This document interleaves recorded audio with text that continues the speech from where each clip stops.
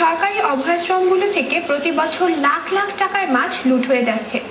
এর সঙ্গে প্রভাবশালীরা জড়িত থাকায় অপূর্ণ থেকে যাচ্ছে অভয়াশ্রম গড়ার লক্ষ্য ও উদ্দেশ্য। নাটোর প্রতিনিধি মাহবুব হোসেনের পাঠানো তথ্য ও ছবি নিয়ে ডেস্ক রিপোর্ট। চলনবিল সহ নাটোরের বিভিন্ন নদীতে এমন 20টি সরকারি অভয়াশ্রমে শুকনো মৌসুমে মাছ ধরায় নিষেধাজ্ঞা থাকলেও তা মানছেন না প্রভাবশালীরা।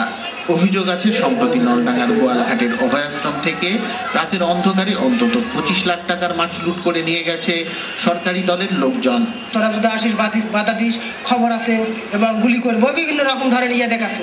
সরকারি ক্যাডার বাহিনী এবং দলীয় চাউল বলেরা মাছ মেরে নিজস্ব খাচ্ছে, বিষ দিয়ে মাছগুলা বিনষ্ট করছে, অনেক মারে নিয়ে গেছে।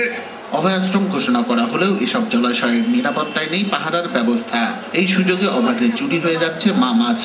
এখানে মাছ পালা হয়, এই বড় মাছগুলান ডিম সহই মাছগুলান নষ্ট করে হালা দিছে।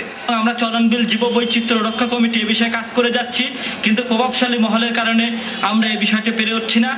অভয়াশ্রম রক্ষায় অর্থ বরাদ্দ নেই দাবি করে জেলা মৎস্য কর্মকর্তা জানালেন মাছ চুরি ঠেকাতে উদ্যোগ নেওয়ার কথা।